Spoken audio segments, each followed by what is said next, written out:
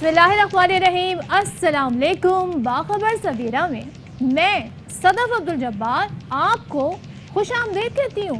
क्या बात है, जिस तरह से आपने मौसर अंदाज में आज कहा है लोगों को, एक एक लफ्ज़ पे जोर देके उस पर आप खिराज तहसीन की मुस्तहिक़ हैं। so much। मैं हूँ आपके साथ अशफाक इसाक सिद्दीकी। आप उम्मीद है कि बिल्कुल ठीक ठाक होंगे, खैरियत से होंगे। आपके दिन का आगाज़ बड़े ही अच्छे तरीके से इंशाल्लाह हुआ होगा और आगे भी आपका दिन बहुत अच्छा गुजरेगा। महंगाई तमाम तर रिकॉर्ड्स तोड़ चुकी है। 36 साल रिकॉर्ड नहीं, 36 नहीं 76 साल रिकॉर्ड तोड़ दिया है। गुज़िश्ता साल की निस्बत इस साल क्या सूरत हाल है। लेकिन एक चीज़ थोड़ी सी पॉजिटिव मैंने देखी, वो जो फैसला किया गया था कि इंटर बैंक रेट्स पे आप वो कर सकते हैं पेमेंट्स वगैरह क्रेडिट कार्ड से रिलेटेड, तो उसकी वजह से हमने देखा कि डॉलर को काफ़ी धचका लगा और काफ़ी वो नीचे आया था। लेकिन क्या ये लॉन्ग टर्म इफेक्ट्स हैं? ये ऐसा नहीं है, ये शॉर्ट टर्म इफेक्ट्स हैं। और क्योंकि हमारे यहाँ पॉलिसी मेकर्स बाज़ तजियाकार ये कहते हैं कि उनकी सोच में ही नहीं है कि लॉन्ग टर्म भी इफेक्ट्स कोई चीज़ होती है, क्योंकि सियासतदान हो वो फिर अपने फ़ायदे को देखते हैं और उनका फ़ायदा एक टर्म का होता है। ये भी उठ रहा है कि जनाब देखें, क्या ये जो बजट होगा ये अवाम दोस्त बजट होगा, तो क्या इसमें मुआशी जो इस वक्त इशारे हैं, जो इस वक्त हमें मुआशी तौर पर एमरजेंसी स्टेप लेने वो लिए जाएंगे कि नहीं, या फिर अपनी हुकूमत के लिए एक अच्छा लेगेसी छोड़ के जाने के लिए एक ऐसा बजट पेश किया जाए? हमारे ये सोच क्यों पाई जाती है कि हमेशा अवाम ने सफ़र करना है? मुझे एक बात बताएं, इस वक्त मईशत कितनी बदहाली का शिकार है ना? क्या कैबिनेट के खर्चों पे, आने जाने पे, अलले तलल्ले जितना कुछ चल रहा है, सफर हैं, उनमें कोई कमी आई? क्या उनकी पर्क्स, प्रिविलेजेस, पेट्रोल, बचत कमेटी बनी थी अशफाक, फिर क्या हुआ? उस बचत कमेटी की कोई खबर नहीं आती, कुछ नहीं पता चलता कि वो कहाँ कितनी क्या बचत कर रही है। तो मुझे एक बात बताएं ना, लेट्स सपोज कि I am a federal minister, मेरे पास पेट्रोल है 600 लीटर या हो सकता है उससे ज़्यादा, घर का रेंट आ रहा है, बाकी सारी चीज़ें आ रही हैं, चीज़ें मैनेज भी हो रही हैं, तो फिर मुझे क्या ज़रूरत है, मुझे क्या एहसास होगा कि महंगाई कोई चीज़ है? वो तो उस वक्त एहसास हो कि जब आप भी सफ़र कर रहे हो, जब आप भी उन मुश्किलात का आपको सामना हो। जिस दर्द से गुजर रही है, अगर आपको उस दर्द का अंदाजा करना है तो ज़रा उनकी तरह ज़िंदगी गुजार के देखें, जो कि नामुमकिन है। बहरहाल ये वो बातें हैं जो ख़त्म नहीं होंगी, लेकिन हम इस पर ज़रूर बड़ा भरपूर तज्ज़िया आपको देंगे कि आखिर ये डॉलर का चक्कर हुआ क्या है। सबसे पहले टॉप स्टोरीज।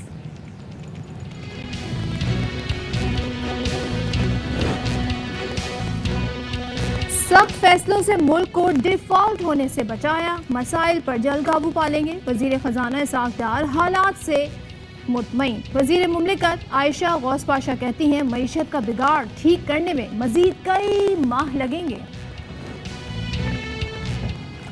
कराची में डकैत बेलगाम, लोगों की जान माल कुछ महफूज नहीं। मे में क्रिमिनल्स ने तमाम हदें पार कर दी, 19 अफराद की कीमती जानें छीन ली।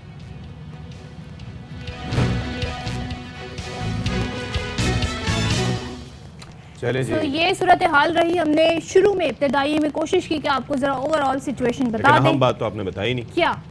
परवेज इलाही साहब। परवेज इलाही का जिक्र कर रहे हैं ना, बिल्कुल कर रहे हैं। परवेज इलाही साहब जी साबिक वजीर आला पंजाब, कल हमने देखा कि उनको एंटी करप्शन पुलिस पंजाब ने गिरफ्तार किया और जिस तरह गिरफ्तार किया वो मंजर भी सबके सामने है। रिहाइशगाह के बाहर गाड़ी में बैठे हुए थे और फिर उन्हें वहां से गाड़ी को, जो भी आपने गाड़ी का मंजरनामा देखा, और उसके बाद ये गिरफ्तार करके ले जाया जा रहा। अच्छा, मैं ये सोच रहा था कि इतने दिन से पुलिस वहाँ पर थी तो शायद परवेज इलाही साहब घर से ही नहीं निकले थे, क्योंकि बाज़ औक़ात ये खबरें आती थी कि वो घर से कहीं चले गए हैं, वो इधर हैं उधर हैं, लेकिन जो ही निकले तो वो ताक में बैठे हुए थे।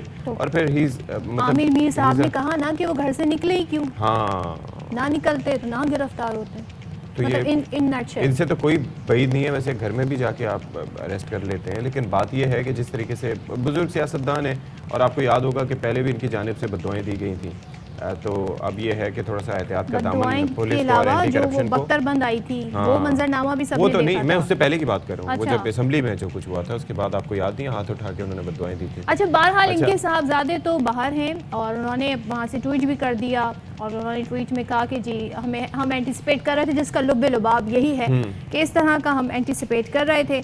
बाकी एक और इम्पॉर्टेंट खबर कल रही, और वो जी खैबर पख्तूनख्वा के, यानी कल दोनों जो साबिक वज़ीर आला है ना, उनको लेके खबरें बड़ी गर्म रही। खैबर पख्तूनख्वा के जी साबिक वज़ीर आला परवेज खटक साहब, उन्होंने भी वज़ीर दिफा और एक बड़े डिफरेंट बैकग्राउंड में उन्होंने ये प्रेस कॉन्फ्रेंस की है। यूजुअली वो जो प्रेस क्लब है इस्लामाबाद का, वहाँ से तहरीक इंसाफ वाले जो है वो ऐलान करते हैं कि हम अपनी पार्टी छोड़ रहे हैं, हम सियासत छोड़ रहे हैं। परवेज खटक के साथ असद कैसर भी थे, असद कैसर ने गुफ्तगू नहीं की और परवेज खटक ने कहा जी मैं ओहदा छोड़ रहा हूँ। ओके, तो दैट व्हाट ही सेड। तो क्या कहा उन्होंने, आप पहले ज़रा देखिए।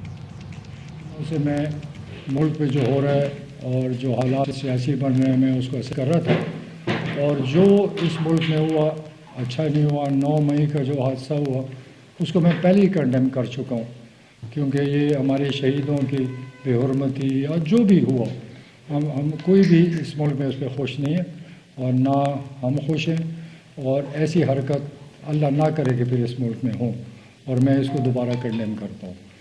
मैंने काफ़ी सोच विचार के बाद फ़ैसला किया कि चूँकि सियासी माहौल इस मुल्क पे इस वक्त बहुत ख़राब है और इस माहौल में मेरे लिए चलना बड़ा मुश्किल है, तो मैंने अपने दोस्तों से राय ली और मैंने फ़ैसला किया कि इस वक्त मैं पार्टी का ओहदा छोड़ता हूँ, सदारत, और बाकी दोस्तों और पार्टी वर्कर से सलाह मशवरा करके आइंदा का लाएअमल तय करूँगा। और जो प्रोपेगेंडा हो रहा है टीवी में वो सही नहीं है, हमने सोच समझ के फ़ैसला किया है। तो परवेज़ खट्टर कह रहे हैं कि वो अब अपने दोस्तों से और फैमिली से और जो भी उनके आसपास लोग हैं उनसे मुशावरत करके लाहे मिलेंगे। वैसे पीटीआई के लिए जो दोस्त की डेफिनेशन है ना अशफाक, वो क्या है, वो रिविजिट करनी पड़ेगी, रिविजिट करनी पड़ेगी। अच्छा, दूसरा ये है कि वो 9 मई के वाक़यात की हर तरफ से हर जी शऊर ने उसकी मजम्मत की है, क्योंकि जो वाक़यात थे वो दिल दहला देने वाले थे और ऐसा कभी भी महज़ब कौमें नहीं करती। लेकिन उस वाक़े के बाद आज तारीख क्या है, यकम जून को उन्होंने मजम्मत की। किसने मजम्मत की? परवेज़ खट्टर साहब ने। परवेज़ खट्टर साहब जी कल उन्होंने आकर इस तरह मीडिया टॉक। अब ये है कि खैर चलें आवाम के मसाइल पे बात करते हैं। बहुत से मसाइल हैं आवाम के, आपका, मेरा, अशफाक का, हम सबका, इस इदारे में जो हम सारे लोग काम कर रहे हैं हम सबका, क्योंकि हम आवाम में से ही हैं।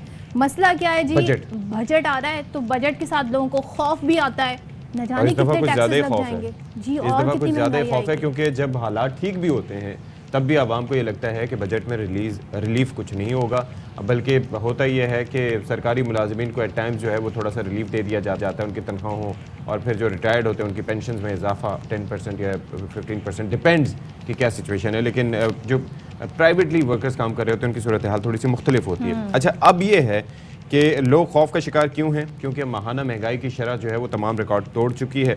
36% रिकॉर्ड की गई, 36% से भी ज़्यादा, बल्कि 38% पे आ गई है।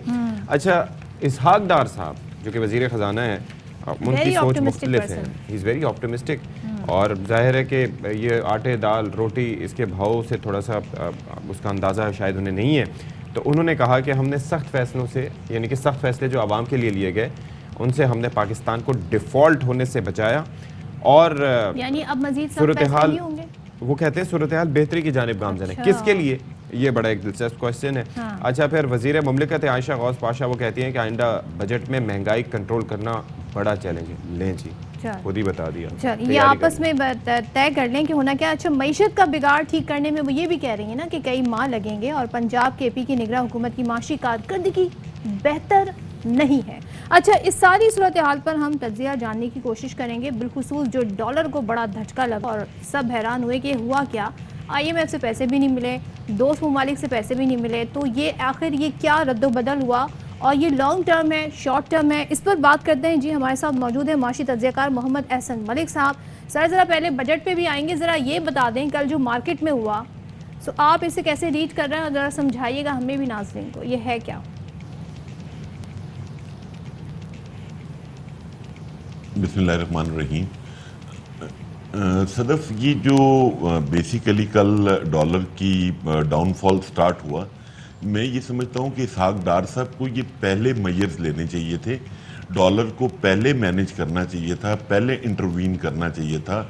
जो ये जितनी इसमें गैप आया, ये गैप नहीं आना चाहिए था, ये स्टेप पहले भी लिए जा सकते थे। और ये चीज़ मिफ्ता साहब के दौर में भी पॉइंट की गई थी कि कमर्शियल बैंक्स डॉलर्स की बाइंग करते हैं जिससे ये गैप बढ़ जाता है।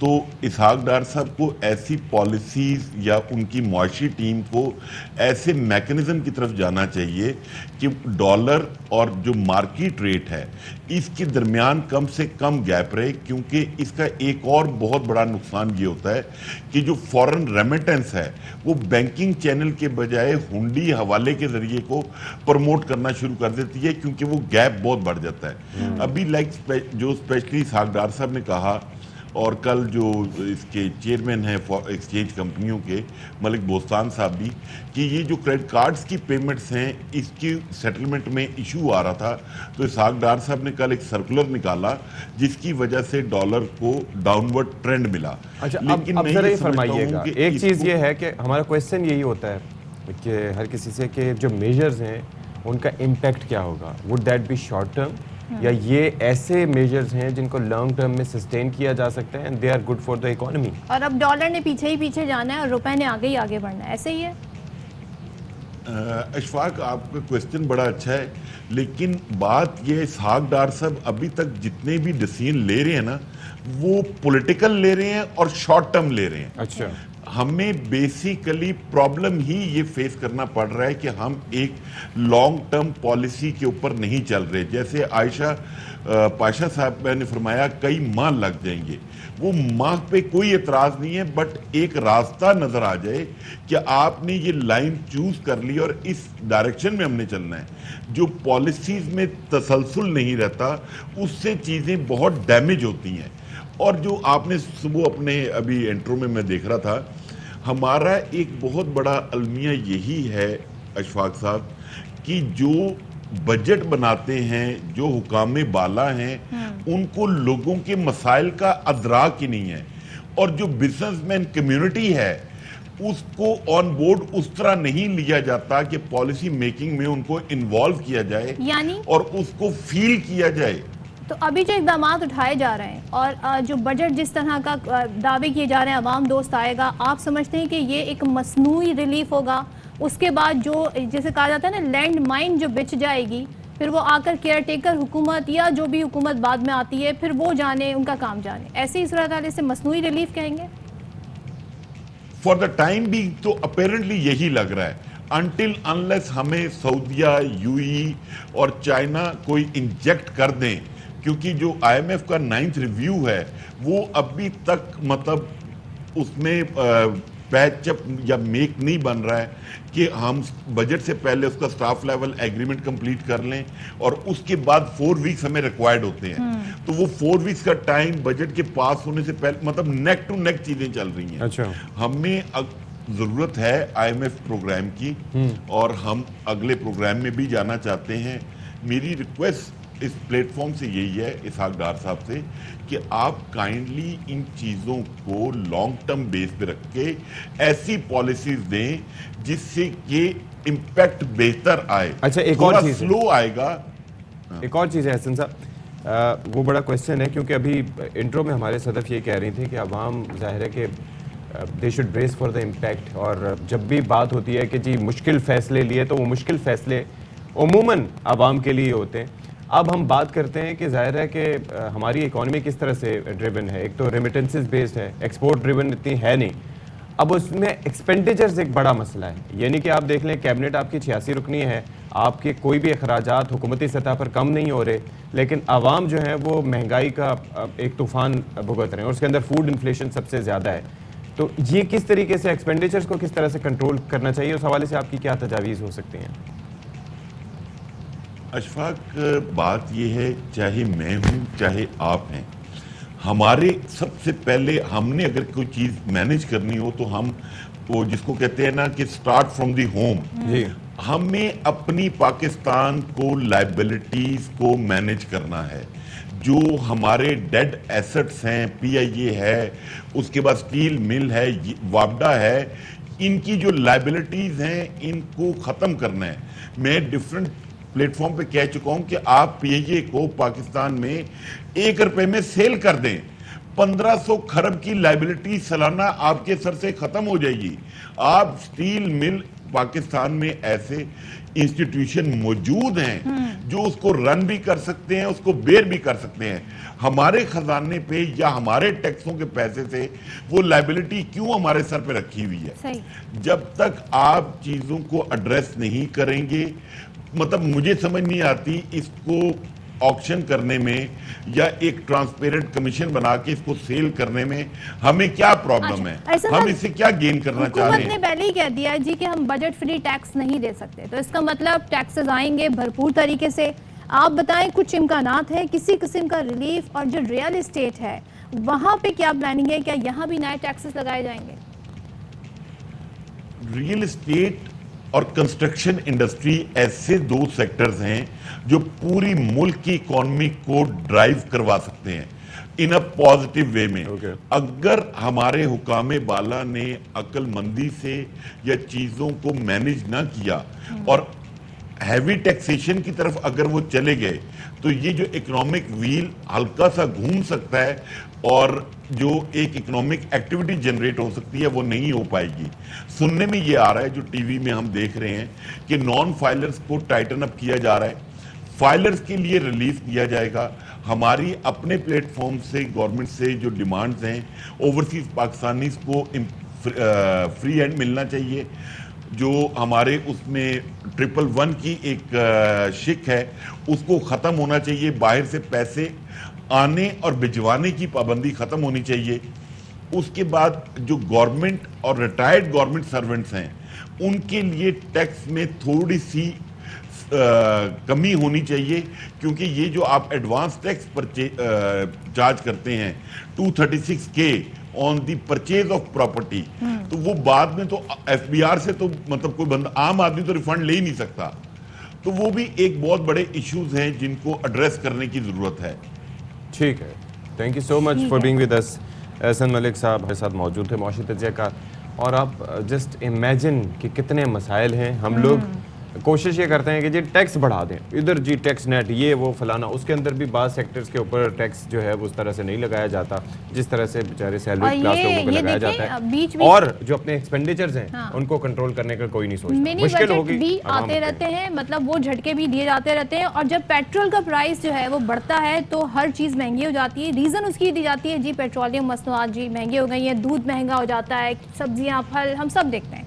लेकिन जब इस पेट्रोल के प्राइस कम होते हैं, जैसे कि कल बताया गया 8 रुपए कम हुए, उसका कोई इफेक्ट नहीं आता, बल्कि और हम देख रहे हैं कि इजाफा ही इजाफा होता हुआ और नजर आ रहा है। बात यह है कि आप सबकी देखिए मनमानी चल रही है, कोई कोई कानून चीज़ नहीं। हो, दूध हो, बाकी डेयरी आइटम्स हो, अंडे हो, सब्जी हो, मुर्गी हो, कोई भी चीज़ है, मुर्गी के ऊपर तो चले 15 जून तक चलें आप बॉयकॉट करें, लेकिन कोई भी चीज़ हो उसकी कीमतों को ट्रांसपोर्टेशन चार्जेस के मद में बढ़ा देते हैं कि जी कीमतें बढ़ गई हैं, जी पीछे से महंगा आ रहा है, जी इतना ट्रांसपोर्ट होता है। लेकिन जब आप देख लें कि पिछले कितने अरसे से जो पेट्रोलियम प्राइसेस कम होती जा रही हैं, उसका इम्पैक्ट और उसका फ़ायदा कभी आवाम को नहीं मिलेगा। किराए कभी नहीं कम होंगे, और अशफाक, किसी भी जगह आवाम को 1 टके का टका तो फिर भी ज़्यादा वैल्यू ये करता क्या है। सॉरी, मुश्किल 1 फैसले पैसे आप का मुझे रिलीफ बताएं मिलेगा। क्या थे? मुश्किल फैसले ये थे ना कि आवाम के ऊपर महंगाई का बोझ डालना जी। था, वो बोझ भी डाला, मुश्किल फैसले भी किए, IMF से फिर भी कुछ नहीं बना, पैसे फिर भी नहीं आए।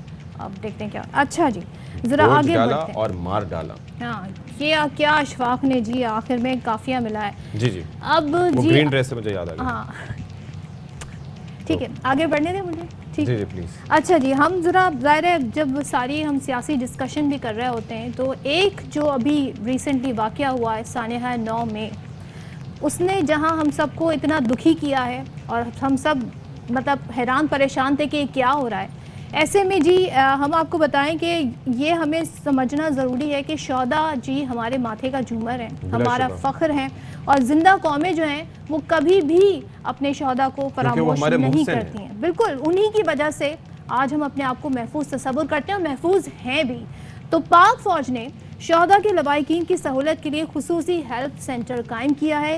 ये हेल्प सेंटर किस तरीके से हेल्प प्रोवाइड करेगा, क्या क्या मज़ीद इसकी डिटेल्स हैं, ये हमें बताएंगे हमारे नुमाइंदे लईकुर रहमान अपनी इस रिपोर्ट में। रवायती दुश्मन हो या हो दहशतगर्दी की लानत, पाक अफवाज ने अपने खून से जुर्रत और शुजात की दास्तानें रकम की हैं।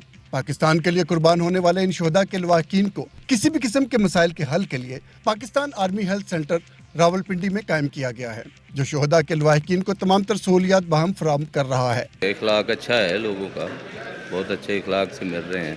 बहुत अच्छा रिस्पांस मिला है। मैं देख रही हूँ यहाँ बहुत सारी बेवा औरतें भी बैठी हुई हैं भी जिनके काम हो रहे हैं। शोहदा की फैमिलीज के अफराद भी इस सेंटर पर खिदमात अंजाम दे रहे हैं। आर्मी ने उन हालात में मुझे बहुत ज़्यादा सपोर्ट किया, मुझे फाइनेंशियली मॉरली बहुत ज़्यादा सपोर्ट किया गया। पेंशन का मामला हो या उनके बच्चों के लिए मुलाजमत का हसूल, आर्मी हेल्प सेंटर इनकी मदद के लिए मौजूद है। हमारे नुमाइंदे शोहदा की फैमिली से मुसलसल राब्ते में रहते हैं, उनके मसाइल से आगाही और हल के बारे में मालूमात फराहम करते हैं। शोहदा के लवाहिकीन आर्मी हेल्प सेंटर में कायम किए जाने वाली सहूलियात से मुतमिन नजर आते हैं। उनका कहना है कि एक ही छत तले इनके तमाम मसाइल का हल मौजूद है। ये centre army chief general Syed Asim Munir के इस अज़्म का मुंह बोलता सबूत है कि शोहदा की कुर्बानियों को कभी फरामोश नहीं किया जा सकता। अवाम और पाक फौज हमेशा शोहदा के लवाहिकीन के साथ खड़े रहेंगे। कैमरामैन खुरम कुरैशी के साथ लईको रहमान, एयरवन न्यूज़, इस्लामाबाद। अच्छा जी, तो शोहदाए पाक फ़ौज के लवाहिकीन ने जिना हाउस लाहौर का दौरा किया और शोहदा के अहले खाना का कहना था कि हम फ़ौजियों की माएँ हैं और ये सब कुछ देखकर बर्दाश्त नहीं कर सकती। बेटे से कहा कि मुझे कायद का घर दिखाने ले चलो। शरपसंदों ने कायद का सारा घर जला दिया। उन्होंने आर्मी चीफ से एक अपील भी की। क्या कहा आप जरा देखिए। मेरा पूरा खानदान फौज, असी ये देख के बर्दाश्त नहीं मैं कर सकी। मैं जिस दिन आया हादसा होया मैं खाना नहीं खाता। मैं अपने बेटे को क्या मैनू जिस तरह किस तरह मैनू लैके जा, मैनू दिखा के लिया। सारा घर मेरे कायद दा सलाता इन्होंने। आर्मी चीफ साहब रिहा ना करना, और जिस दिन इन्होंने रिहा होए उस दिन साडी मौत होएगी। मेरे फौजी जवान, मेरे भाई जिन्होंने सारिया जिंदगियां फौज च नगातियां, आज मेरे शेर खान का मुजस्मा किस तरह गिराया, जिन्होंने खत उन्होंने जेब च पा के भेजा दुश्मनों ने कि इन्हों एजाज केड़ा तुसी पाकिस्तानियों दवोगे। उस शेर खान का मुजस्मा नीचे गिराया इन्होंने, इन्होंने जालमा ने। इन्हों MM आलम ने जिन्होंने 6 जहाज़ गिराए, उन्होंने नीचे जहाज़ में अग लगाई। मैं उत्थे जा नहीं सकती, मैं उस जहाज़ में चुम्मा जाके मेरे कायद का बयानों जला दिता इन्होंने। जिस कायद की तस्वीर के नीचे खड़ी हूँ और जिसके ऊपर लिखा है कि कायद हम आज शर्मिंदा है, और हम वाकई शर्मिंदा हैं कि उनके दिए हुए पाकिस्तान का हमने क्या हाल कर दिया। ये अपने आप को लीडर कहते हैं, इनको शर्म आनी चाहिए। इन्होंने इस तरह के लोग पाले हुए हैं जो पाकिस्तान को नुकसान पहुंचाते हैं, ऐसे दहशतगर्द पाले हुए हैं इन्होंने। हमारे शहीदों की उनकी माँ से जाके पूछो, मुझसे पूछो मुझे उस दिन की कितनी तकलीफ है जो तुमने शोहदा की तस्वीरों के साथ किया। मैं सो नहीं सकी सारी रात। ये मेरे 2 बच्चे उन शहीदों पे कुर्बान, 2 बेटे हैं मेरे, मैं उनकी शहीदों की तस्वीरों पे कुर्बान करती हूँ अपने बच्चे। By seeing such a terrible and horrible situation of our Qaid's house, I am feeling so rejected. Even they didn't respect the holy place, didn't respect the masjid, they even destroyed that. We stand with our army and our country. Pakistan Zindabad, Pak Fauj Paindabad. एक break लेते हैं जी।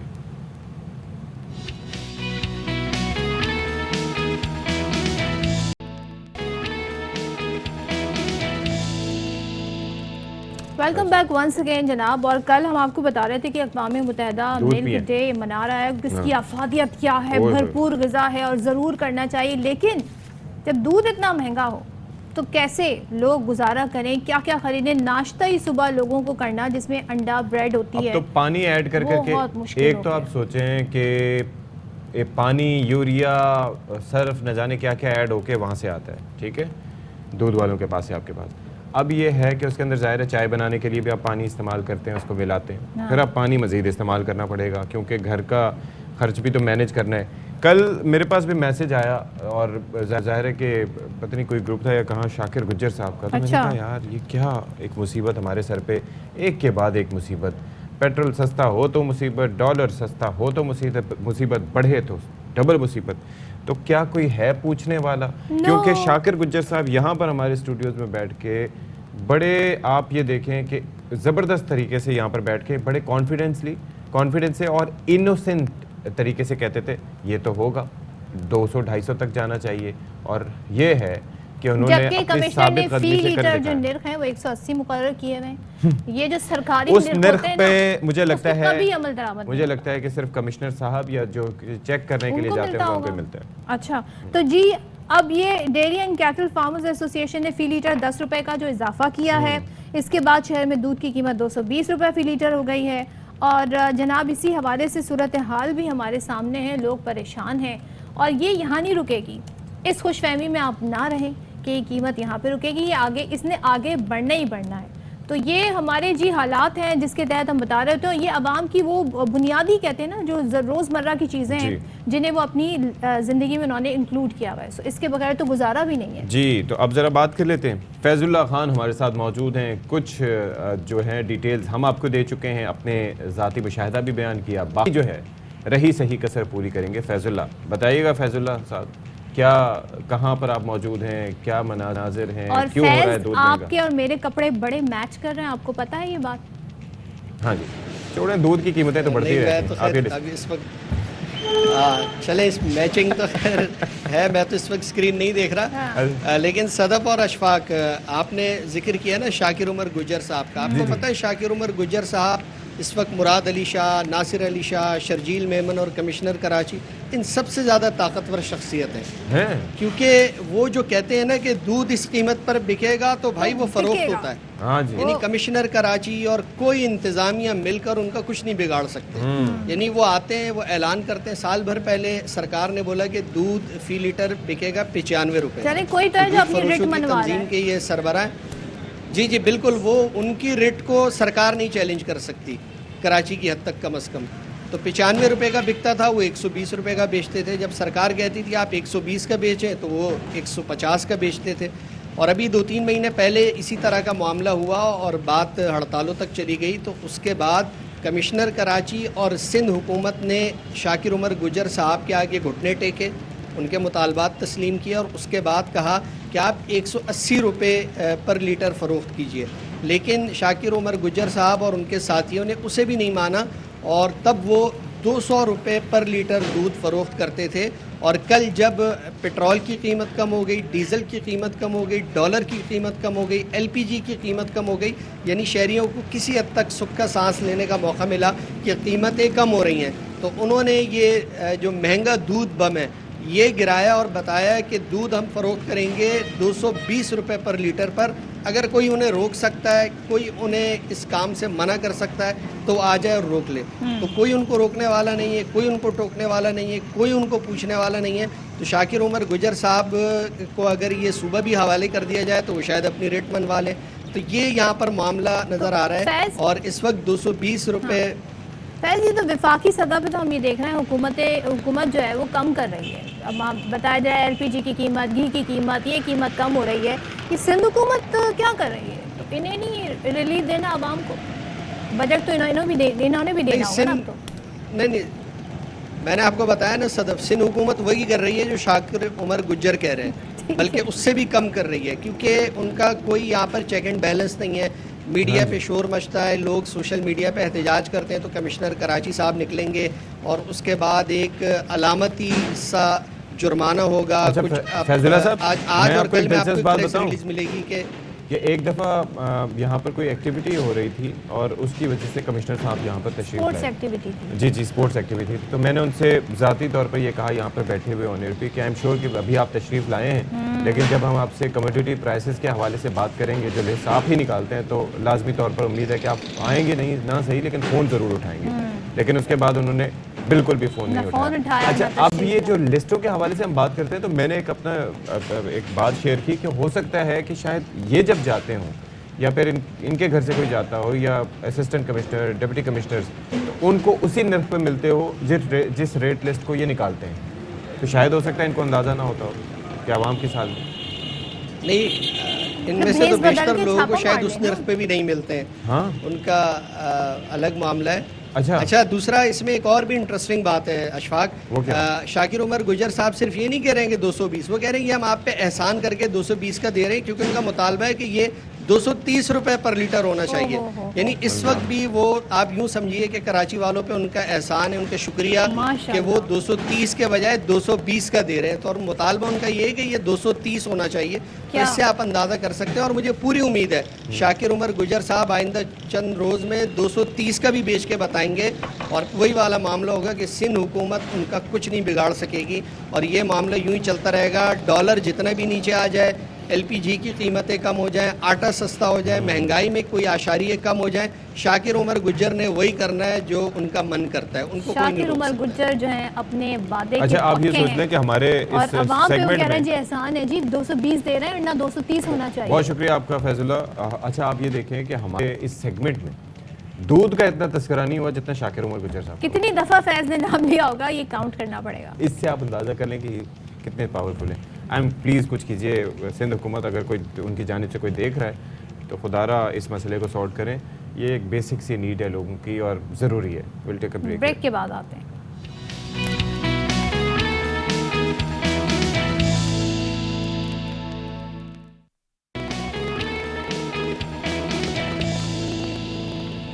Welcome back once again. और जब हम बात करते हैं जी कुदरत की, तो कुदरत ने गर्म सर्द मौसम में बहुत सी हिकमतें रखी हैं। हर जो मौसम होता है उसका एक साइकिल होता है, उसी हिसाब से जी फसलें तैयार भी होती हैं, उस सीज़न के फल भी आते हैं, तो उसकी अफादियत होती है और ये पूरा नेचर का साइकिल है जो हम देखते हैं। लेकिन अब बहुत दिनों से जो इन्वायरमेंटल चेंज आ रहा है ओवरऑल हम दुनिया भर में देख रहे हैं, तो पाकिस्तान में भी इसके असरात हैं और कहते हैं ना बेमौसम की बारिशें हो रही हैं। हैदराबाद में तो हमने ओले देखे जिनके साइज भी बता रहे हैं कि इस हद तक बड़े वो ओले थे कि वो टेनिस बॉल साइज हाँ, के, मतलब वो खतरनाक हद तक थे, लोगों को उन्होंने जख्मी भी किया। लेकिन बेमौसमी जो बारिशें होती हैं उसके फसलों पर भी बुरे असरात पड़ते हैं। ज़ाहिर है अप्रैल और मई के महीने में इतनी गर्मी नहीं पड़ती जितनी अमूमन पाकिस्तान में हम देखते हैं। और अब तो हम देख रहे हैं बारिशों का सीजन भी पहले आ गया है। तो और आप ये देखें कि उससे सदफ वो कह रहा है कि आम जो है मिसाल के तौर पर आप उसको पकने के लिए एक प्रॉपर हीट रिक्वायरमेंट होती है। जहाँ पर टेम्परेचर ठंडा मौसम ज़रूरी होता है वहाँ पर गर्मी भी ऐसी चीज़ों के लिए, खजूर हो गई, आम हो गया, उनके लिए बहुत ज़रूरी होती है। लेकिन इस दफ़ा जो बारिश हो रही है या ये जो यालाबारी हो रही है, इससे बड़ा नुकसान हो रहा है। तो ओवरऑल जो सूरत हाल है, इस बेमौसम की बारिश जो है और यालाबारी है, इससे फसलों पर क्या असरात होंगे, गुफ्तगू के लिए हमारे साथ मौजूद हैं all Pakistan fruit and vegetable exporters association के सरपरस्त आला वहीद अहमद साहब। शुक्रिया वहीद साहब फॉर बीइंग विद अस। ये ज़रा बताइएगा कि एक तो हम बेसिकली क्लाइमेट चेंज और ग्लोबल वार्मिंग को समझते नहीं हैं। हमें एक अरसा पहले एक पड़ोसी मुल्क के एक अदाकार की जानिब से इस पर कैंपेनिंग की गई थी और उसने कहा था कि वक्त से पहले बारिश नुकसानदेह है, वक्त के बाद बारिश वो भी नुकसानदेह है, वक्त पर मामूल से ज़्यादा बारिश वो भी ठीक नहीं है और मामूल से कम बारिश भी ठीक नहीं है। तो ये सारा उसने रिलेट किया था ग्लोबल वार्मिंग और क्लाइमेट चेंज से। अब वो चीज़ें हम पाकिस्तान में भी देख रहे हैं। क्यों हो रहा है ये सब? देखिए जी, पहली बात ये है कि क्लाइमेट चेंज है वो बिगेस्ट थ्रेट है पूरी दुनिया का। उसमें पाकिस्तान भी है। हम लोग जो आज का थ्रेट नहीं क्लाइमेट चेंज, ये अगर आप देखें 2013 से स्टार्ट हुआ है। तो क्लाइमेट चेंज क्या करता है, पैटर्न चेंज कर देता है बारिशों का, फिर वो टेम्परेचर कंडीशन का भी पैटर्न चेंज करता है। फिर क्या होता है, जो प्लांट है उसकी फिलॉसफी भी चेंज करता है, फिर वो इरेगुलर फ्रूट्स आना शुरू हो जाते हैं। फिर जो पैटर्न उसका जो पेस्ट है और डिजीज है उसका भी पैटर्न चेंज होता है। फिर हम इसके ऊपर इंक्रीज कर देते हैं पेस्टिसाइड, तो पूरी फ्रूट की फिलॉसफी चेंज हो जाती है ये क्लाइमेट चेंज से। और इसके यही हालात हो गए 2013 से। जो क्लाइमेट चेंज हो रहा है उसका जो इम्पैक्ट कम था, अब वक्त के साथ इतना तेज बढ़ता जा रहा है कि आम की फसल को जब भी ज़ालाबारी हुई है उससे बड़ा इम्पैक्ट आया है। 10 से 15% जो है डिक्लाइन हुई है सिंध की क्रॉप। जब हमने प्रेस लिस्ट दी थी मैंगो की प्रोडक्शन को, उस तक 18 लाख टन थी और उस तक हमने कहा था पूरी टोटल पाकिस्तान में 20% प्रोडक्शन कम होगी, जो 14.5 लाख टन है। तो पहले इम्पैक्ट आ चुका था। तो उसकी वजह थी कि जो मार्च अंदाजा क्या लगाएं कि कितनी जो हम ज़ाहिर कुछ ही चीज़ें हैं जो एक्सपोर्ट करते हैं जिसमें आम है, तो ये कितनी मुतासिर होगी इसकी एक्सपोर्ट, अंदाजा कर देखें। डेफिनेटली देखें, दो चीजें, एक तो प्रोडक्शन कम होती है, ऊपर से फिर क्वालिटी इश्यूज बनते हैं। जब हम एक्सपोर्ट करते हैं हमें शेल्फ लाइफ चाहिए होती है, हाँ। उस पर भी इम्पैक्ट पड़ता है ये असरात। तो बात ये कि ये जो मार्च अप्रैल में गर्मियां जो देर को आई है उसकी वजह से भी 20% ऑल ओवर पाकिस्तान में क्रॉप कम हुई है।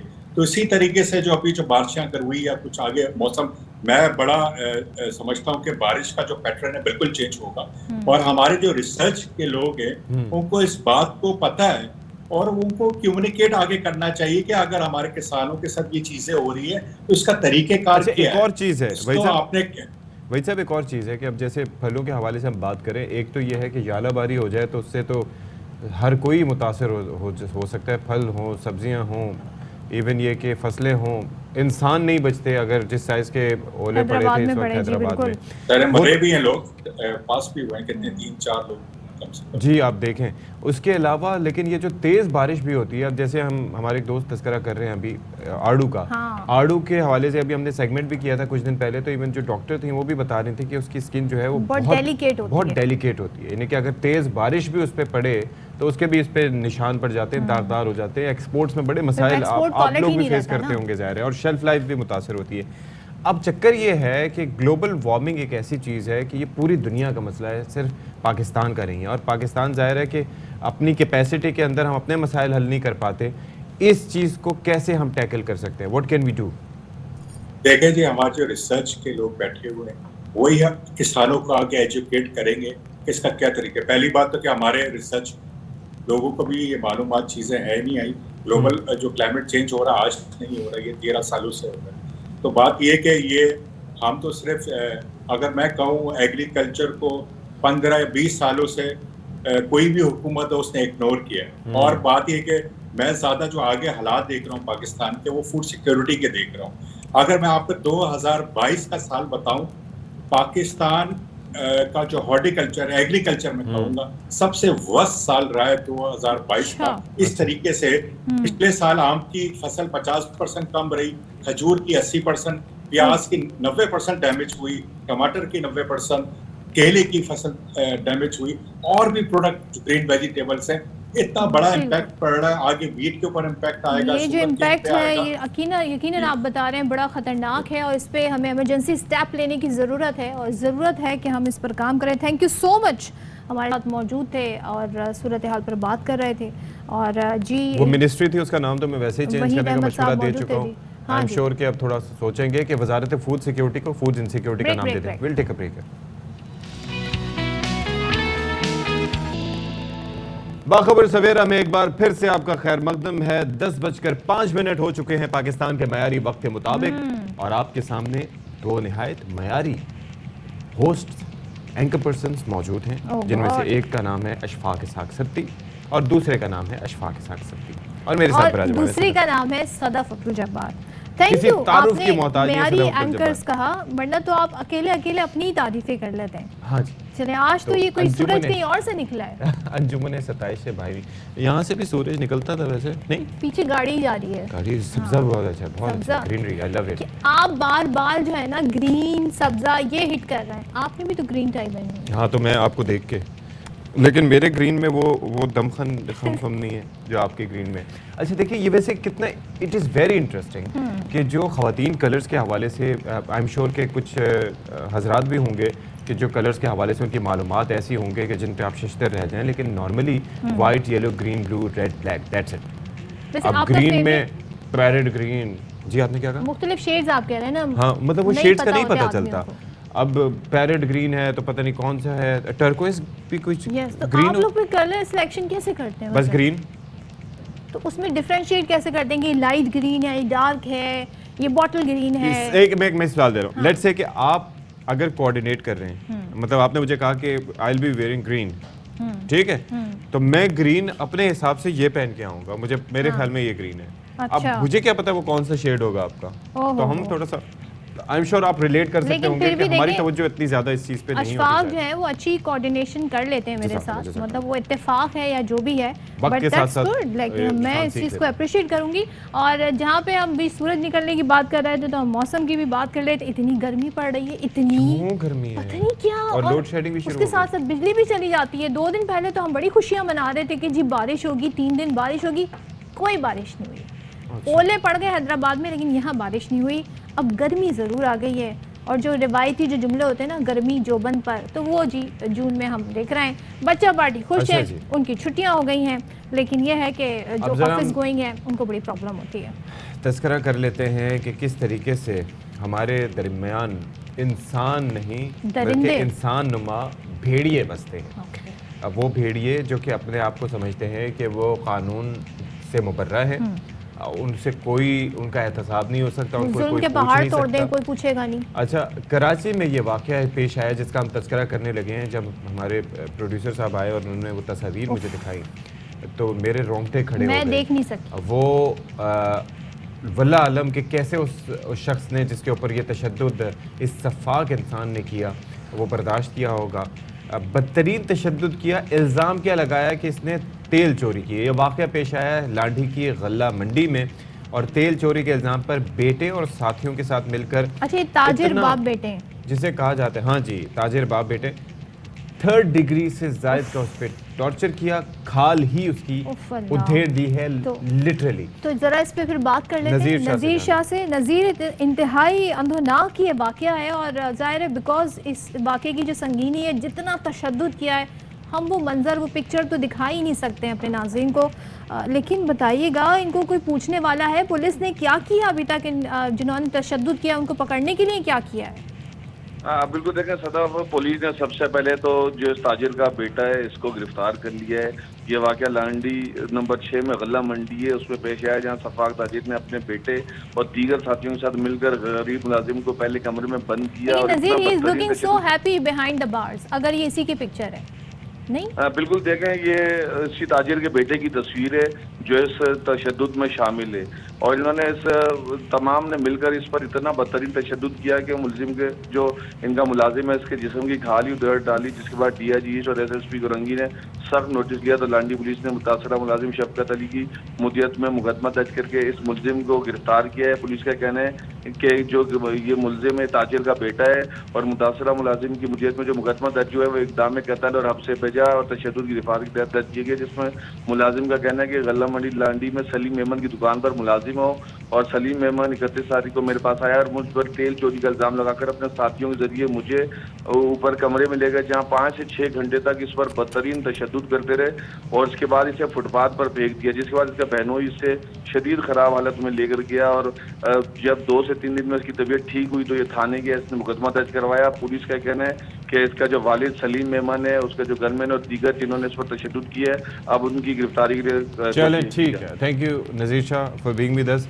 अच्छा, इसमें तस्वीर ऐसी हैं हमारे पास मौजूद हैं, लेकिन जाहिर है कि हमारी भी एक जिम्मेदारी है उसको पूरा करते हुए हम वो तस्वीरें नहीं दिखा सकते, और आप बर्दाश्त भी नहीं कर सकेंगे।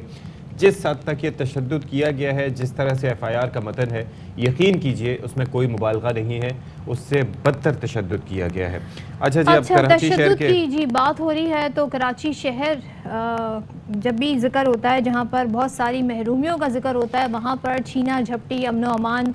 अब जी शहरी जो है कराची के, वो डाकुओं के हमेशा से ही रहमो करम पर हैं। तो रवा साल ज़रा मई में आपको बता दें क्या सूरत हाल रही है। सबसे ज़्यादा इसे खूनी महीना बताया गया इस साल का, यानी 2023 का। डकैती मज़ामत पर 19 अफराद को कत्ल कर दिया गया, जबकि दर्जनों कराची में जो बेलगाम डकैत हैं उन्होंने जी लोगों को उनकी जो कहना चाहिए नकदी है, मोबाइल है, मोटरसाइकिल है, उनसे भी महरूम किया है। तो हमारे नुमाइंदे की रिपोर्ट है, वो हम आपको दिखा देते हैं कि वो क्या सूरत हाल बता रहे हैं। अब एक ऐसा तस्करा कि जब जीत नहीं सकते तो फाइनल में जाते क्यों हैं?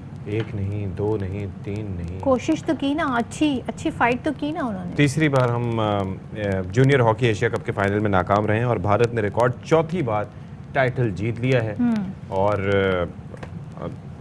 ग्रीन शर्ट्स को 2-1 से इसमें शिकस्त हुई। मुकाबला ज़ाहिर किया, लेकिन मुकाबला दिले नातवान ने तो खूब किया जनाब, और ये दिलचस्प भी रहा मुकाबला, क्योंकि इस मुकाबले में एक के मुकाबले में 2 गोल से जी शिकस्त हुई है। भारत ने पहले और दूसरे हाफ में 1-1 गोल करके बढ़तरी हासिल कर ली। तो इस तरह पाकिस्तान तीसरे क्वार्टर फाइनल में जी 1 गोल करके उसने खसारा कम किया था, लेकिन चौथे क्वार्टर में क्वार्टर फाइनल कह गई मैं, जो चौथा क्वार्टर था उसमें जी उन्होंने खसारे को कम करने की कोशिश नहीं की, और इस तरीके से भारत जो है ये फाइनल अपने नाम कर गया जी। तो, लेकिन सबकी उम्मीदें बड़ी बढ़ गई थी क्योंकि कल हमने सेमीफाइनल जीता था, परसों जीता था, कल फाइनल था। तो सब सोच रहे थे जी चलो जी हॉकी के वो गोल्डन डेज याद करें। जी जी। वो तो golden अब days जरा इस पे पता नहीं तज़किरा कब कर थे। लेते हैं, जरा बात कर लेते हैं। बहुत टाइम हो गया। हमारे साथ मौजूद है साबिक ओलंपियन और फ़ख्र पाकिस्तान फ्लाइंग हॉर्स समीउल्लाह साहब। समी साहब, बिलाशुबा हम हॉकी को कौमी खेल करार देते हैं। अच्छा, भारत में सूरत हाल मुख्तलिफ है कि वहाँ पर सारे खेलों पर इक्वली फोकस किया जाता है और हॉकी में मैं देखता हूँ कि वहाँ की जो पब्लिक है उसका भी बड़ा इंटरेस्ट है। यहाँ पर सूरत हाल मुख्तलिफ है, यहाँ पर खिलाड़ियों के नामों का एट टाइम्स पता नहीं होता कि हॉकी कैप्टन कौन है, टीम क्या है। तो जूनियर टीम की तो अलग ही बात है, लेकिन 3 बार फाइनल में पहुंचना टीम का तमाम तरीन चीज़ों के बावजूद और फिर 3 बार नाकाम होना, ये क्या इंडिकेट करता है? बिल्कुल सही में एनालाइज कर रहे हैं आप। कल का मैच अगर मैं देखूं तो पाकिस्तान टीम को जीतना चाहिए था क्योंकि पहला जो एक पूल मैच था उसमें 1-1 से ड्रॉ रहा। लेकिन फिर जैसे हम कह रहे हैं, सब आप भी जिक्र कर रहे हैं कि पाकिस्तान में सिवाय क्रिकेट के किसी भी खेल को फोकस नहीं किया गया, चाहे वो टेबल टेनिस है, चाहे बैडमिंटन है, चाहे स्नूकर है, बॉल है, इसको करना चाहिए। और ये कौमी खेल, जैसे आपने फरमाया कि कौमी खेल है, इस पर जोर देना चाहिए। इसमें बाकी तो सब खामियां हैं, इसमें पाकिस्तान और की फेडरेशन की भी थोड़ी सी खामी है कि उन्होंने की तैयारी नहीं। और भारत जो कि दुनिया में अगर आप उसकी रैंकिंग देखें 3रे नंबर पे है, हम 16 से 18 में हैं। अच्छा। उनकी जो वीमेन है 4थे नंबर पे है, हम कहीं भी नहीं हैं। ये सब चीज़ें देखते हुए फिर भी मैं ये कहता हूँ कि चलो वर्ल्ड कप के लिए, जूनियर वर्ल्ड कप के लिए इन्होंने क्वालिफाई तो कर लिया, बिल्कुल जीतना जरूर चाहिए। लेकिन समीर साहब ये बताइएगा, पेनल्टी कॉर्नर बड़े ज़ाया किए, तो आप इसकी वजूहात क्या समझते हैं कि वो जो सारी गेम की जो टेक्निकलिटीज़ होती हैं उन पे तवज्जो नहीं है, प्रेशर ले लेते हैं जब भारत के साथ खेलते हैं, हुआ क्या? बिल्कुल सही फरमा रही, क्योंकि प्रेशर तो है। जब भी फाइनल का प्रेशर अपनी जगह पे होता है, चाहे वो भारत होता, चाहे मलेशिया होता या कोरिया होता, तो दोनों टीमें कोशिश करती हैं कि आज का मैच फाइनल मैच ही जीतें। बिल्कुल आप सही कह रही हैं, लेकिन जैसे हम पहले भी कहता रहा मैं कि पेनल्टी कॉर्नर हमारा एक स्ट्रॉन्ग पॉइंट होना चाहिए था, उसमें वेरिएशन होनी चाहिए। जैसे सोहेल अब्बास हैं, वर्ल्ड रिकॉर्ड होल्डर हैं, तो उन्होंने वेरिएशन उसमें पैदा की। अगर एक चीज़ नाकाम हुई, एक एक्शन नाकाम हुआ, तो उसको दूसरे एक्शन से कंपनसेट किया। ये कोच जो रोलन ऑर्समैन थे, ये काफी सीजन थे, जो एडवाइजर हैं अभी, और जीशान खुद बैक खेलते रहे, इनको इस पर सोचना चाहिए था। खास तौर पे सुबह ड्रिल करनी चाहिए थी कि उनको पता था कि पेनल्टी कॉर्नर मिलेंगे और उसमें हमने कम से कम 1 से 2 गोल करना चाहिए। अगर 1 गोल पेनल्टी कॉर्नर पे हो और 2 गोल फील्ड पे हो तो फर्क साफ जाहिर होता। तो उसमें इन्होंने इनकी खामियां इनके काम आई। अच्छा, और आइंदा भी इनको सोचना चाहिए कि पेनल्टी कॉर्नर में 2-3 ड्रिल्स होनी चाहिए। एक और चीज़ भी है कि देखिए, जो टैलेंट पूल है आजकल, आपको पता है कि सब उस जगह जाना चाहते हैं जहाँ पर उनको लगता हो कि पैसा फ़ौरन मिल सकता है, जहाँ पर ग्लैमर है, जहाँ पर फेम है, सारी चीज़ें हैं। स्कूल कॉलेजेस जो है ज़ाहिर नर्सरियाँ होती हैं स्पोर्ट्समैन के लिए। और शुरू में when I used to be in the college, तो हमारी एक हॉकी की टीम भी होती थी और स्टूडेंट्स जाना पसंद करते थे। लेकिन अब ये सिलसिला ख़त्म होता जा रहा है, लोग जाना ही नहीं चाहते। जब जाएंगे नहीं तो फिर टैलेंट कैसे निकल कर सामने आएगा, पता कैसे चलेगा, आपके पास चॉइसेस कहाँ से होंगी? तो इस हवाले से क्या किया जा सकता है? बिल्कुल सही कि आप देखें, जब हमारे ज़माने में भी आप देखें से आपने कहा कि स्कूल कॉलेज के इंटर स्कूल होते थे, कॉलेज होते थे, इंटर यूनिवर्सिटीज़ होती थी, इंटर क्लब्स होते थे, टूर्नामेंट, वो नहीं है। इसमें पाकिस्तान स्पोर्ट्स बोर्ड को, ओलंपिक एसोसिएशन को फाल होना चाहिए कि वो फंड हमारे पास है, वो मिसयूज़ होता है या वो यूज़ नहीं होता। तो उसके लिए ज़रूरी है कि फेडरेशन एक प्लान बना के दे, प्राइवेट इदारे इसमें आएँ। अगर जब तक प्राइवेट इदारे, जैसे एक खिलाड़ी के पास नौकरी नहीं है, इस वक्त जितने भी खिलाड़ी हैं वो कॉन्ट्रैक्ट पे हैं मुख्तलिफ महकमों में, और 30 से 50 हज़ार की इनकम है मंथली, तो क्या खेलेंगे? ये बड़ी हिम्मत है।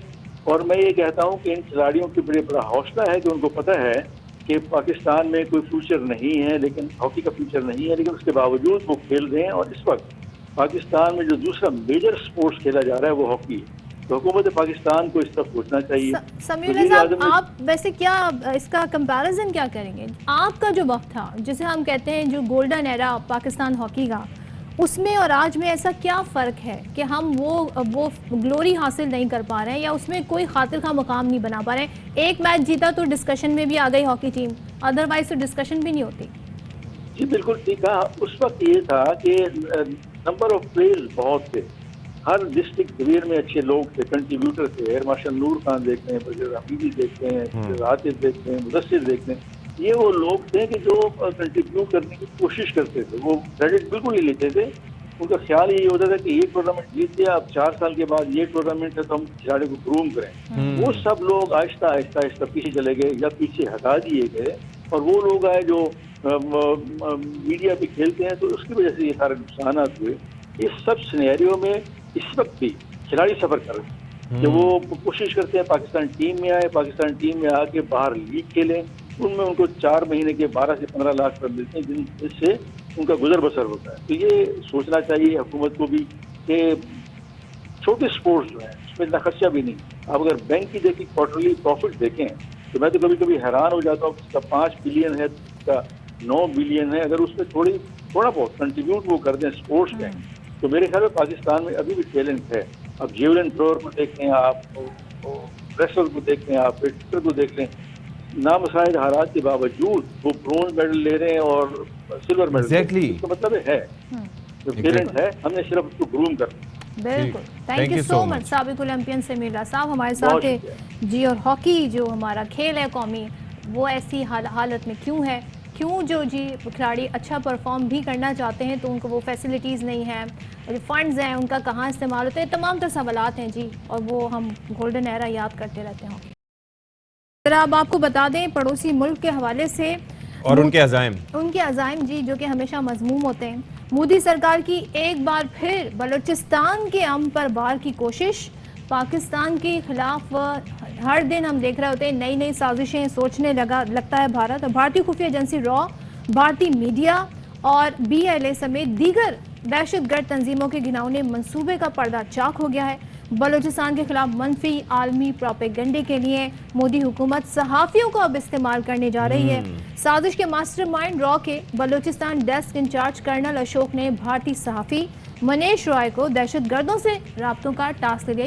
ये सहाफ़ी हैं कौन है जो दहशतगर्दों से राब्ते करेंगे? भाई ज़ाहिर है कि वहाँ पर पूरे के पूरे एक मैकेनिज़्म के तहत वार करते हैं, मैकेनिज़्म के तहत चलते हैं, उनको जो फीड किया जाता है उसी तरीके से वो आगे बढ़ते हैं। और फिर ज़ाहिर है कि और फिर इल्ज़ाम देते हैं पाकिस्तान को कि जी पाकिस्तान जो है वो पाकिस्तान टेररिज्म एक्सपोर्ट करता है। उस वक्त इनके मुंह पे ऐसे डायलॉग्स होते हैं। और आपको याद नहीं है वो Arnab Goswami nation wants to know, उसके सारे के सारे जो ट्वीट्स वगैरह वो चैट्स वगैरह जो सामने आई थी। मीडिया देख के बंदा सोचता है यार रिलैक्स चिल, मतलब क्या है, किस बात के इतने जज्बात हैं। मतलब आप आराम से भी खबर दे सकते हैं। अगर आप बुरी भी खबर दे रहे हैं, झूठी भी दे रहे हैं, उसको ड्रामाई बनाते हैं। में उनको पता भी नहीं होता वो क्या कह रहे थे। क्रिएट करते हैं, मिग का इंजन दिखा के कह रहे थे कि जी F-16 का है, नस्वार की पुड़िया दिखा के कह रहे हैं कि जी ये हमला हुआ है। पता नहीं क्या बातें करते हैं। अच्छा जी आगे जरा डिटेल भी मैं आपको बता दूं। अब जी सहाफ़ी हैं मुनीश राय, इन्होंने BLF के गहराम बलोच, BNA के गुलजार शंबे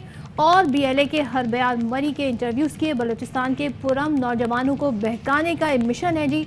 मनीष राय दहशतगर्दों की जानिब से प्रोपेगेंडा रिपोर्ट्स मुरतब करने के भी जिम्मेदार बताए जा रहे हैं। और हाल ही में BLA की सालाना कारदगी रिपोर्ट शेयर की है। मोदी सरकार के दहशतगर्दाना इक़दाम के बाइस यकीनन जाहिर है खत्ते का दाव पे लगा हुआ है। तो इस पर बात कर लेते हैं। दिफाई तज्ज़ियाकार हारिस नवाज साहब हमारे साथ मौजूद हैं। हारिस नवाज साहब thank you so much for being with. हमारे ये कोई नई बातें हम और आप बात करते हैं इस मामले पे कि किस तरह से कर रहे हैं। मीडिया का ये जो गठजोड़ है, एक तो अर्नब गोस्वामी का वो जो कच्चा चट्ठा सामने आया था, जो टीवी पे बैठ के बड़ी ड्रामेबाजियाँ उसकी चलती थी, नेशन वांट्स टू नो और ये वो फलाना, और उसके बाद पता चला कि जी वो किस तरीके से इंस्टिगेट कर रहा था सारी चीज़ें। अब ये बाकी मनीष रॉय के हवाले से सामने आया कि किस तरीके से वो इंटरव्यू करता फिर रहा था और एक नैरेटिव बिल्ड कर रहा था। क्या करना चाहिए इससे मुतालिक? देखें ये तो एक हमें बड़े अच्छी तरह मालूम है कि किस तरीके से इंडियन गवर्नमेंट ख़ास तौर पे, जिसमें नरेंद्र मोदी जो एक बहुत बड़ा दहशतगर्द है, फिर राजनाथ सिंह, अमित शाह और अजीत डोभाल, वो ओपनली कहते हैं कि बलूचिस्तान में हम प्रॉब्लम क्रिएट करेंगे, बलूचिस्तान को खुदा न खासा अलहदा करने की कोशिश करेंगे। वो बलोच भाई जो हमारे 1-2% उनको ज़रूर बहकावे में भी लाते हैं, हथियार में भी बार बैठे हैं, और इसी तरह एक और उनके बलोच लीडर बैठे हैं, वो ये BLA के लीडर थे। और ये जो भी मनीष ने शुरू किया ये काम, ये कब से करें? गुलबचन यादेव की आपके सामने मिसाल है कि वो किस तरह ऑपरेट करा था बलूचिस्तान के अंदर, पकड़ा गया, उसने वीडियो दी, सब क्लियर हो गई बातें। और इसी तरह अब ये बलूचिस्तान में क्योंकि वो चाहते हैं बलूचिस्तान में अमन ना हो, बलूचिस्तान में अगर सरपसंदी होगी, दहशतगर्दी होगी, इसका मतलब सीपैक मंसूबा हमारा डिले होगा। ये उनके अज़ाइम है। वो चाहते हैं कि इस हालत में पाकिस्तान इकनॉमी तरक्की ना करे। गुलजार इमाम शम्मे की बात कर लें और जितनों की बात कर लें, सबको हथियार मारिए, उसके बाद ये जितने लोग हैं सबको वो लेता है और वो एक डिस इंफॉर्मेशन फैलाते हैं। आपको पता है EU डिस इन्फो लैब जो मशहूर हुई थी, उन्होंने इनसे ज़्यादा इनकी जो मीडिया कैंपेन है और इनकी वेबसाइट है, ये सारा कुछ के माइंड को जो है ना पॉल्यूट करते हैं। हाँ, तो हारिस नवाज साहब ये ज़रा बताएं, अब ये बात तो किसी से ढकी छुपी नहीं रही। हालिया जो एक हमने गुलजार शम्बे वाला वाक़या हुआ जिससे बहुत सारी इन्फॉर्मेशन भी मिली, कुलभूषण यादव की हम बात कर लें कि किस तरीके से भारत दहशतगर्दों को फंड करता है, उनको फंडिंग प्रोवाइड करता है।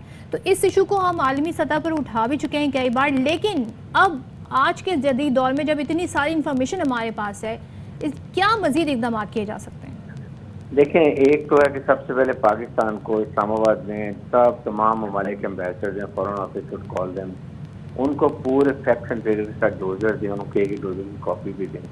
नंबर 2, देखिए हमारे पास OIC का प्लेटफॉर्म है, हमें इसको यूज़ करना चाहिए। यहाँ से एक बड़ा अगर वॉइस उठे और वो यूनाइटेड नेशन में जाए तो इस तरह बहुत अच्छा है।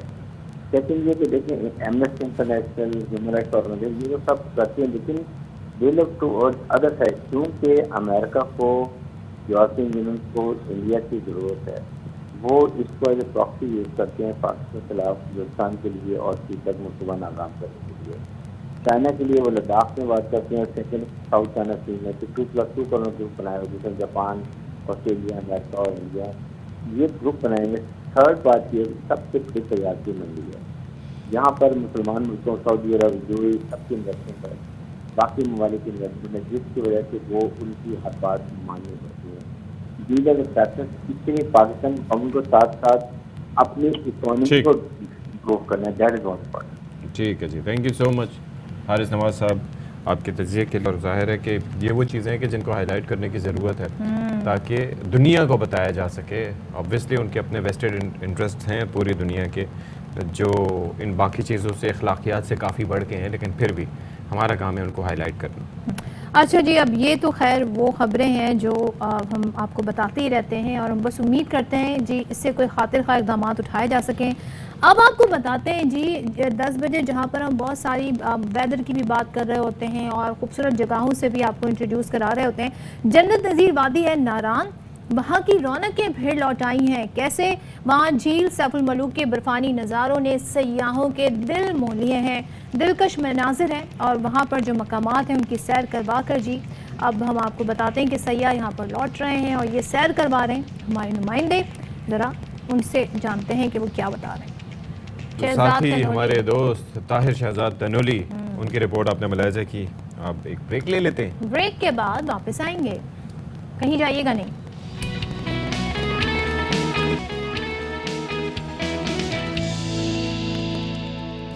अच्छा जी, चिल्ड्रन हॉस्पिटल है लाहौर का, जहाँ पर एक अंदोहनाक वाक़या हमने देखा, हाँ जहाँ पर डॉक्टर की तशद्दुद की वीडियो, अच्छा वो वाक़या जो भी हो, लेकिन उस वीडियो ने हमें डॉक्टर को तशद्दुद का निशाना बनाया, जिस बदतरीन अंदाज में उसे तशद्दुद का निशाना बनाया गया। और उसके बाद वो रो रहा था, चीख रहा था, अपनी जान बचाने की कोशिश कर रहा था, मिन्नतें कर रहा था कि मुझे बचा लो, हाथ जोड़ रहा था, लेकिन ज़ाहिर है उस वक्त किसी को रहम नहीं आया। अब लाहौर समेत इसके बाद यंग डॉक्टर्स ने हड़ताल कर दी है और पंजाब भर के तमाम अस्पतालों में OPDs बंद हैं, सिर्फ शोबे एमरजेंसी की सहूलत फराहम की जा रही है और लोगों को मुश्किलात का सामना है। कल एक वाक़या जो पेश आया था वो ये था कि चिल्ड्रन हॉस्पिटल में एक बच्चे की मौत के बाद जो बुरसा है और उन्होंने डॉक्टर को तशद्दुद का निशाना, अब ज़ाहिर है उनका रद्द अमल है, लेकिन ये इतना एक्सट्रीम रद्द अमल, ज़ाहिर जाने वाली जान का अफसोस बहुत होता है, लेकिन इसको लेके जी अब ये हड़ताल जारी है। बात करेंगे, हमारे साथ मौजूद है यंग डॉक्टर्स एसोसिएशन के सदर डॉक्टर मुदस्सिर नवाज़। डॉक्टर मुदस्सिर नवाज़, बताएं ये जो वाक़या हुआ इसी के तनाजुर में हम देख रहे हैं कि मरीज़ों को भी मुश्किलात हैं हड़ताल के बाइस, इस वाक़े की इंक्वायरी होनी है क्या, किसकी जिम्मेदारी बनती थी और फिर तशद्दुद तक मामला क्यों गया, होना नहीं चाहिए था, क्यों गया? जी बिस्मिल्लाहिर्रहमानिर्रहीम, बहुत शुक्रिया आपका कि आपने इस इशू को हाईलाइट किया है। असल बात ये है कि जो पिछले 6 साल से हम एक ही बात की डिमांड और एक ही बात पे बार बार जब इस तरह के नाखुशगवार वाकयात होते हैं तो हमें प्रोटेस्ट करनी पड़ती है। अगर किसी एक हुकूमत ने, किसी एक ओहदेदार ने, किसी एक हेल्थ मिनिस्टर ने इसको सीरियस ले लिया होता और सही मानों में मरीजों की दुख का और डॉक्टर्स के दुख का एहसास किया होता, तो मेरा ख्याल है कि आज ये वाकया, ये जुल्म और बर्बरियत की दास्तान ना रकम की जाती। अच्छा, इशू ये हुआ है कि वो पेशेंट सीरियस था, वो वहाँ पे एडमिट था, डेली उसकी काउंसलिंग भी हो रही थी वो, और लेकिन अनफॉर्चुनेटली हम इंसान हैं, हम कोशिश कर सकते हैं लेकिन जान अल्लाह के हाथ में है। उसके बाद वहाँ पे जो उन्होंने लवाहिकी ने डॉक्टर साहब को मारा है, 1 घंटे तक यरगमाल बनाए रखा, वॉशरूम में बंद करके उसको मारते रहे। वो आज जिंदगी और मौत की कश्मकश में लाहौर के जनरल मुदस्सिर अस्पताल साहब, में अच्छा ICU मैं एक चीज़ अर्ज़ करना चाहूँगा, पहले ज़रा वाक़े से मुतालिक ये बात कर लें, क्योंकि देखें हम हॉस्पिटल्स में तरह तरह के रवैये फेस करते हैं। अच्छा, एक तो ये रवैया जो कि इनकी जानिब से किया गया, दूसरा डॉक्टर्स का, स्टाफ का एट टाइम्स ये होता है कि कभी कभार कोई नेग्लिजेंस भी होती है।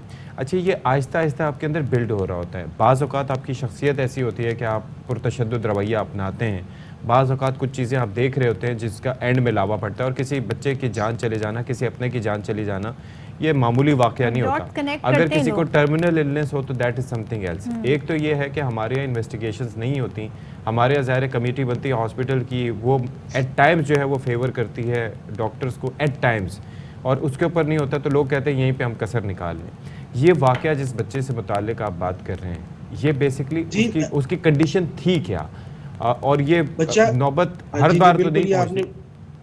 ये आपने बड़ी अच्छी बात की है। इवन जब इसकी इंक्वायरी होगी तो जो बच्चे की हॉस्पिटल में फाइल है वो भी मंगवा ली जाएगी। बच्चा क्रिटिकली सिक था, इवन उसके पेरेंट्स ने साइन स्टैम्प करके दिया हुआ था कि अगर हमारे बच्चे को, जिस तरह आपको पता है कि जब एंड पे आ रहा होता है तो हम उनको CPR करते हैं, आप उसको रिससिकेट करके जब हार्ट बंद हो जाता है तो दोबारा पंप करके उसको CPR करके रिवाइव करने की कोशिश करते हैं। तो उनको पता था कि उनका बच्चा सीरियस है, उन्होंने इवन ये भी लिख के दिया हुआ था, उनकी फाइल पे मेंशन है विद साइन स्टैम्प, विद उनके जो है वो थंब इम्प्रेशन, कि अगर हमारा बच्चा ज्यादा सीरियस होता है कि उसको पंप करना पड़ता है तो आपने पंप नहीं करना।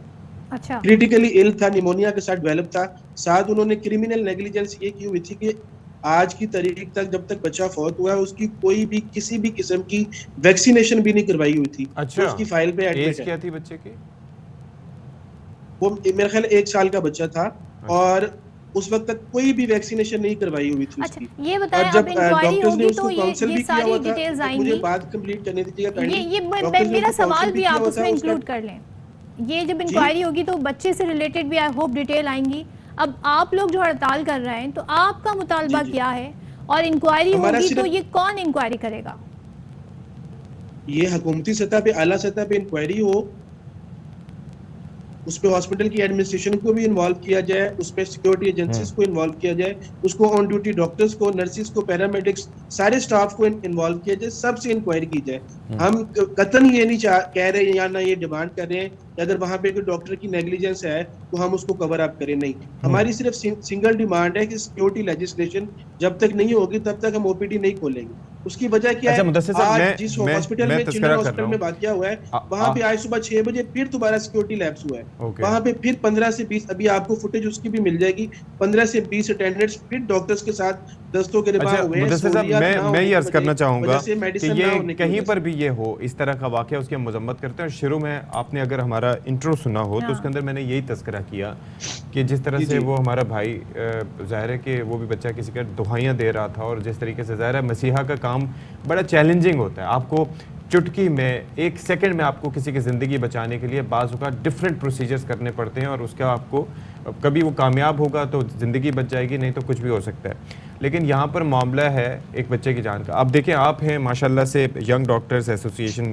के सदर हैं, ठीक है, लेकिन आपसे भी मैंने वाक़े से मुतालिक पूछा कि वो दर हकीकत बच्चे को क्या हुआ था, तो आप उसकी उम्र के हवाले से भी यू आर नॉट श्योर कि वो 1 साल का था या किस अरसे का था। तो आई थिंक कि दोनों साइड्स का एक ओपिनियन लेना चाहिए, बिकॉज ये है कि बच्चे सबके होते हैं, और बच्चे बड़े प्यारे होते हैं। आपको पता है कि वालिदैन अगर आप बीमार एक हो ना, साइड का नहीं, आप चाहे सारी साइड्स का ओपिनियन लें, लेकिन मैं ये कहता हूँ हमारे पे जो बार बार कहा जाता है आप मसीहा है, तो हम मसीहा भी तो इंसान है ना भाई मैं वही तस्करा कर रहा हूँ ना मुदस्सिर साहब, मैं आपसे ये कह रहा हूँ किसी रियासत के मातहत आते हैं, किसी रियासत को चाहिए कि एटलीस्ट हमें, हम कुछ आपसे एक्स्ट्रा तो नहीं डिमांड कर रहे, सिक्योरिटी तो दीजिए, एटलीस्ट कोई सिक्योरिटी बिल तो पास किया जाए, कोई इस तरह की दहशतगर्दाना वाक़या हो। मुझे एक बात बताएं, हमारा मैं कुछ और सिस्टम तस्करा खराब कर रहा हूँ, मैं कुछ और तस्करा कर रहा हूँ। मैं ये कह रहा हूँ कि देखिए दूसरे तो इन्वेस्टिगेट करेंगे, लेकिन ये जो डिटेल्स हैं, जैसे मैंने बच्चे से मुतालिक आपको पूछा, तो वो डिटेल्स आपके पास नाम से लेके हर चीज़ आपके पास पहले होनी चाहिए थी। आप ये कहते कि हाँ जी ये हुआ है, ये हमारी नजर में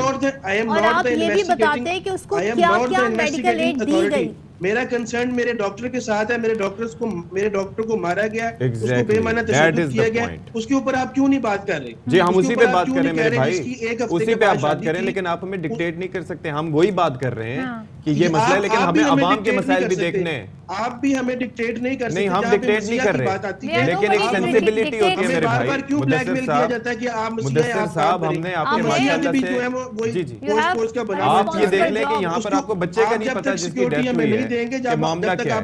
हमने आपके प्रोटेस्ट पहले भी देखे हैं, हम आपके पहले भी सपोर्ट करें जहाँ पर जायज़ बात हो, लेकिन बात यह है कि यहाँ पर प्रोटेस्ट हुआ, जिस तरीके से तशद्दुद का निशाना बनाया गया उसकी कोई इजाजत नहीं देता, किसी को हक हासिल नहीं है। लेकिन जहाँ पर आप अपने डॉक्टर की सेफ्टी के हवाले से बात करें, वो हमारा भी भाई है। तशद्दुद कहीं पर भी नहीं होना चाहिए, अगर किसी पे भी नहीं होना चाहिए। अगर कोई गलत चीज़ है तो उसके ऊपर इंक्वायरी होनी चाहिए, उसके ऊपर नौकरी किसी की जानी चाहिए, लेकिन ये तशद्दुद इसकी कोई इजाजत नहीं। सस्पेक्ट जो है वो 5 हैं, उनको अरेस्ट किया जाए, उनको पता किया जाए कैसे उनकी जरूरत है ये करने की, लेकिन ये भी इन्वेस्टिगेट किया जाए कि उस बच्चे की जान कैसे गई और वो फ्री एंड फेयर इन्वेस्टिगेशन। लेकिन अलमिया ये है कि हमने आज ही गुफ्तगू कर ली, हमने लबाइकीन का मौक़िफ़ जानने की भी कोशिश की, हमने डॉक्टर्स का भी, इंक्वायरी होगी नहीं। मैं आपको ये बता दूं, कहा ये जा रहा है इंक्वायरी होनी चाहिए, होगी नहीं इस वाक़े की, और ये वाक़या यूं ही जो है गुजर जाएगा। लेकिन ज़ाहिर है जिनका गम है वो उन्होंने ये स्टेप क्यों लिया, एक्सट्रीम स्टेप क्यों लिया, ये जानना भी ज़रूरी है। तो ये तमाम तो सूरत हाल आपके सामने रखी है। ज़रा आगे बढ़ते हैं और आप नुमा आलिया हमजा और ख़वातीन कारकुनान सनम जावेद और तैयबा को अदालत में पेश किया गया है। PTI ख़वातीन रहनुमाओं ने जेल में तशद्दुद की तरदीद कर दी है और सनम जावेद का कहना है कि जेल में हमारे साथ कोई ज्यादती नहीं हुई, हमने कुछ नहीं किया, जेल में रखना ही ज्यादती है। मैम मुख्तलिफ र्यूमर्स, मुख्तलिफ बातें चल रही थी कि जेल में ख़वातीन पर तशद्दुद किया जा रहा है और इस तरह से क्या जेल में हमारे साथ कोई ज्यादती नहीं हुई, हमें जेल में रखना ही ज्यादती थी क्योंकि हमने कुछ किया ही नहीं तो रखना ही नहीं चाहिए। और सबसे बड़ी बात है कि ये तस्वीर काफ़ी है कि आप औरतों को घरों से आधी रातों को उठाकर लाएंगे, घसीट के लाएंगे, इससे ज़्यादा आप औरतों की क्या तस्वीर करें। और अगर आपको उनके सोशल अकाउंट से प्रॉब्लम है तो सोशल मीडिया के केस करें, इस तरह सियासी इंतकाम का निशाना बनाना ज़रूरी तो नहीं है। मैम मुख्तलिफ र्यूमर्स, मुख्तलिफ बातें चल रही थी कि जेल में ख़वातीन पर तशद्दुद किया जा रहा है और इस तरह से क्या जेल में हमारे साथ कोई ज्यादती नहीं हुई, हमें जेल में रखना ही ज्यादती थी क्योंकि हमने कुछ किया ही नहीं तो रखना ही नहीं चाहिए। और सबसे बड़ी बात है कि ये तस्वीर काफ़ी है कि आप औरतों को घरों से आधी रातों को उठाकर लाएंगे, घसीट के लाएंगे, इससे ज़्यादा आप औरतों की क्या तस्वीर करें। और अगर आपको उनके सोशल अकाउंट से प्रॉब्लम है तो सोशल मीडिया के केस करें, इस तरह सियासी इंतकाम का निशाना बनाना ज़रूरी तो नहीं है। तो जी ये वो वाक़यात के बाद, 9 मई के वाक़यात के बाद गिरफ्तार कारकुनान और रहनुमा आलिया हमजा की अब ये मीडिया टॉक भी सामने आ गई है और ये अदालत में आज इन्हें पेश कर दिया गया है। मौक़िफ़ इनका ये है, इन्होंने कहा है कि जी जेल में हमारे पर कोई तशद्दुद नहीं हुआ। सनम जावेद कहती हैं कि कोई ज़्यादती नहीं हुई, हमने कुछ नहीं किया है, जेल में रखना ही असल ज़्यादती है। जी कारकुनान भी थी साथ में और आलिया हमजा जो कि उनकी लीडरशिप में शामिल हैं वो यहाँ पर मौजूद थी और जेल में रखना ही वो ये कहती हैं कि जिस तरीके से हमको ले जाया गया वो तरीक़ेकार ही ठीक नहीं था और अगर सोशल मीडिया का मामला है तो केसेस उस हवाले से बनने चाहिए, ये मुकदमात नहीं होने चाहिए थे। चलें जी यहाँ पर ब्रेक लेते हैं और ब्रेक के बाद वापस आएंगे।